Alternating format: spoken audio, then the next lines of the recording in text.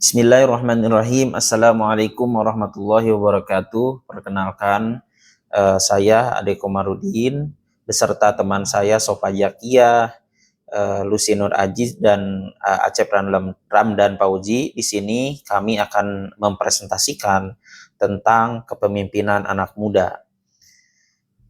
Mata kuliah manajemen organisasi dan kepemimpinan.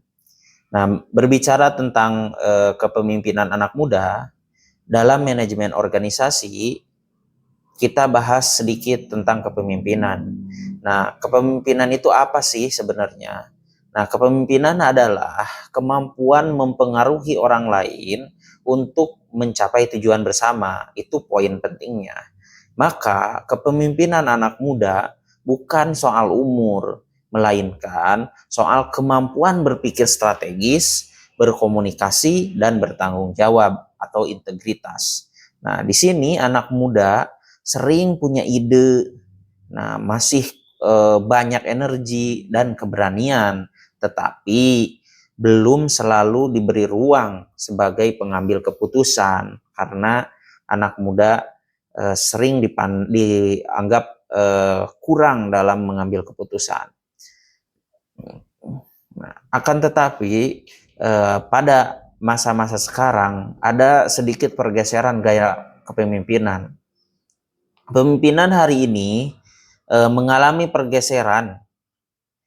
Kalau dulu pemimpin identik dengan otoritas dan senioritas. Kini kepemimpinan bergerak ke arah partisipatif dan kolaboratif. Jadi dalam konteks ini, karakter muda justru lebih relevan karena terbiasa berdiskusi, terbuka pada kritik, dan adaptif terhadap perubahan zaman. Nah, akan tetapi pandangan masyarakat terhadap kepemimpinan anak muda emang agak sedikit skeptis ya. Masyarakat memandang anak muda sebagai pemimpin secara ambivalen. Ada yang skeptis karena dianggap kurang pengalaman, namun ada pula yang optimis karena anak muda dinilai membawa semangat baru dan keberanian untuk berubah.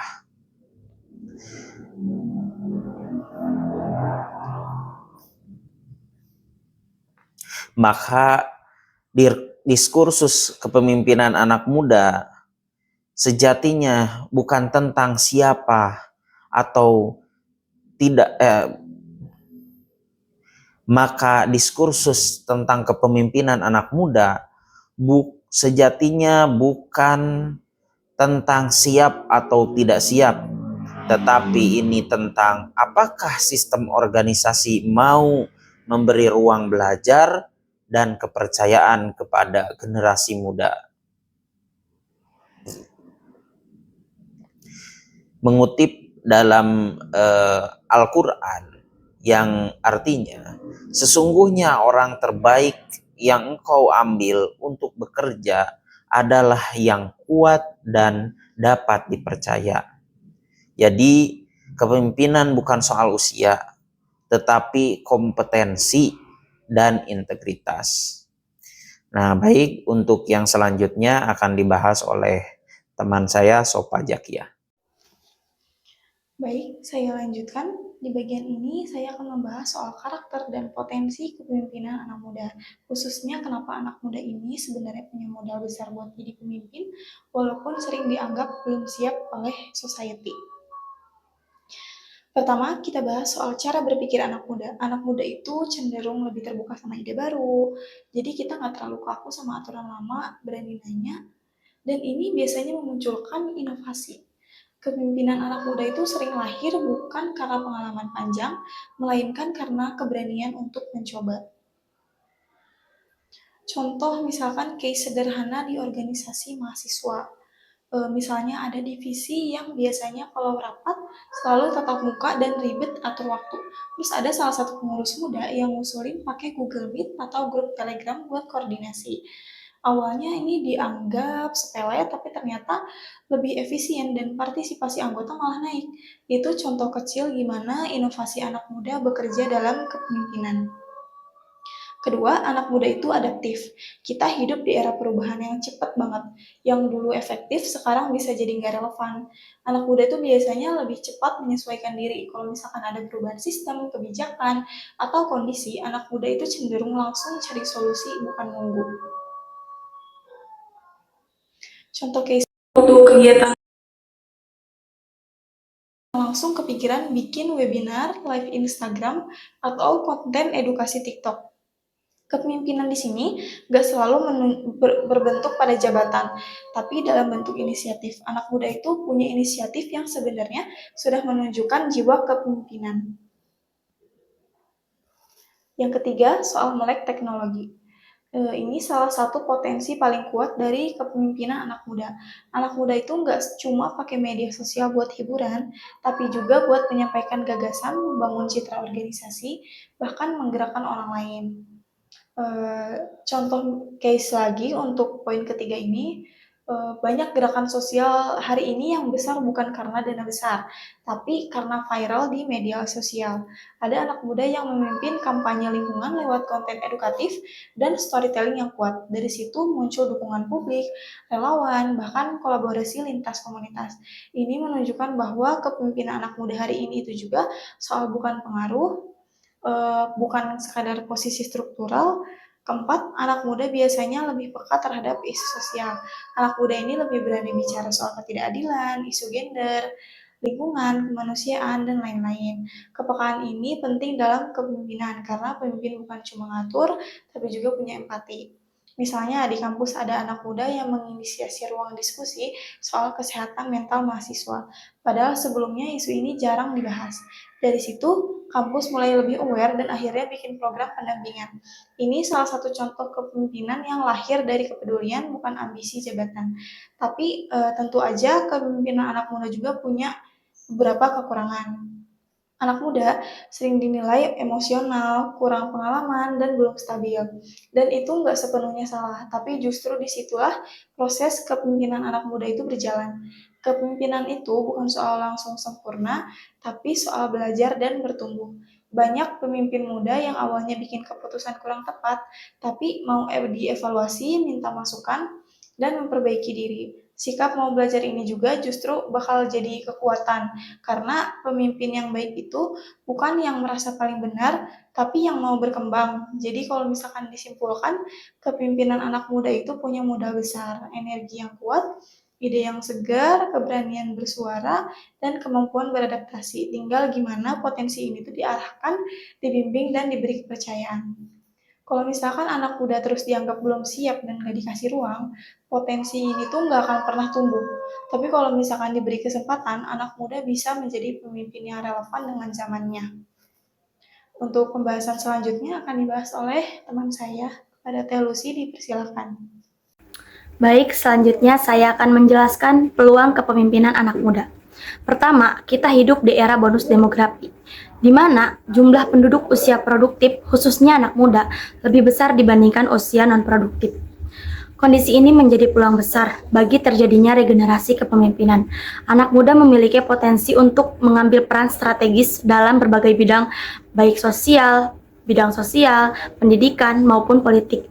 Jika bonus demografi ini tidak dimanfaatkan, maka ia justru bisa menjadi beban.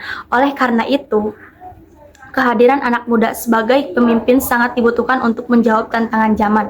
Nah, yang kedua, akses teknologi dan media menjadi peluang besar bagi anak muda dalam mengembangkan kepemimpinan. Kemajuan teknologi digital memudahkan anak muda untuk belajar, berjejaring, menyampaikan gagasan, serta mempengaruhi masyarakat secara luas, baik di media sosial, platform digital, dan teknologi informasi dapat menjadi sarana kepemimpinan yang efektif, asalkan digunakan dengan secara bijak dan bertanggung jawab. Nah, yang ketiga, anak muda memiliki banyak ruang aktualisasi, baik di organisasi, komunitas, maupun ruang publik. Melalui organisasi kemahasiswaan, komunitas sosial, kepemudaan, hingga gerakan masyarakat. Anak muda dapat melatih kemampuan kepemimpinan seperti komunikasi, mengambil keputusan, dan kerjasama tim. Nah, ruang-ruang ini menjadi wadah pembelajaran nyata sebelum terjun langsung ke masyarakat, sebelum terjun langsung sebagai pemimpin di masyarakat. Nah, dengan berbagai peluang tersebut, dapat disimpulkan bahwa anak muda memiliki kesempatan yang sangat besar untuk menjadi pemimpin di masa depan. Yang dibutuhkan adalah kesiapan diri, kemauan untuk belajar, serta berani mengambil peran dan bertanggung jawab. Selanjutnya akan dijelaskan oleh teman saya. Tantangan utama dalam kepemimpinan yaitu tentang stigma usia. Pemimpin muda sering kali dihadapkan pada keraguan akan kredibilitas dan pengalaman mereka. Mereka mungkin dianggap kurang matang atau tidak siap untuk posisi otoritas tertinggi. Pemimpin senior dianggap resisten terhadap perubahan, kurang paham teknologi baru, atau tidak sejalan dengan dinamika tempat kerja yang modern. Hal ini dapat menghambat inovasi dan kolaborasi lintas generasi. Pengalaman yaitu tentang kuantitas dan kualitas. Tantangan bukan hanya soal lamanya waktu pemimpin, tetapi relevansi pengalaman tersebut dengan tuntutan saat ini. Pengalaman dalam memimpin ini era analog mungkin tidak langsung relevan dengan tantangan era digital tanpa adaptasi. Kesalahan masa lalu pemimpin mungkin bergulat dengan kegagalan masa lalu, atau sebaliknya terlalu terpaku pada formula sukses lama yang mungkin tidak lagi berlaku. Adapun harapan dalam kepemimpinan, harapan-harapan ini muncul sebagai respon terhadap tantangan yang tadi. Kepemimpinan inklusif dan adaptif. Harapan besar terletak pada kemampuan pemimpin untuk merangkul keragaman usia dan latar belakang, serta bersedia terus belajar dan beradaptasi dengan perubahan zaman. Terus ada mentor dan pembelajaran. Pemimpin diharapkan dapat menjadi mentor bagi generasi penerus, sekaligus tetap terbuka untuk belajar dari rekan yang lebih muda, menciptakan ekosistem pembelajaran timbal balik. Hambatan kepemimpinan menjadi internal, dari dalam diri pimpinan dan tim, seperti kurang percaya diri, konflik tim, komunikasi buruk, kurang motivasi, dan ada juga eksternal dari luar organisasi seperti perubahan pasar, teknologi baru, regulasi, atau kondisi ekonomi. Nah, keduanya saling mempengaruhi dan memerlukan strategi berbeda, seperti pemimpin perlu mengatasi keraguan diri sambil mengelola perubahan pasar untuk membimbing tim menuju sukses. Dan adapun harapan terhadap kepemimpinan, itu anak muda, masyarakat, dan para ahli menaruh harapan besar pada pemimpin muda untuk membawa perubahan positif yang mencakup aspek-aspek, diantaranya yaitu inovasi dan kreativitas. Diharapkan mampu memanfaatkan pengetahuan dan teknologi baru untuk solusi inovatif dalam berbagai bidang. Juga integritas dan tanggung jawab sosial, memiliki komitmen moral dan etika yang kuat, serta peduli terhadap isu-isu sosial dan lingkungan. Adapun arah kepemimpinan anak muda ke depan, arah kepemimpinan anak muda akan ditandai oleh berbagai tren utama. Pertama itu penerapan gaya kepemimpinan transformasional. Gaya kepemimpinan yang berfokus pada perbedaannya dan motivasi tim melalui visi yang inspiratif, membangkitkan semangat untuk perubahan dan berkembang menjadi semakin relevan di era modern, fokus pada pembangunan berkelanjutan. Nah, anak muda diharapkan menjadi motor pergerakan dalam pembangunan berkelanjutan, baik fisik maupun non-fisik, termasuk dalam ketahanan pangan, transisi energi terbarukan, dan investasi sumber daya manusia. Baik, demikian yang bisa kita presentasikan. Mohon maaf apabila ada kekurangan.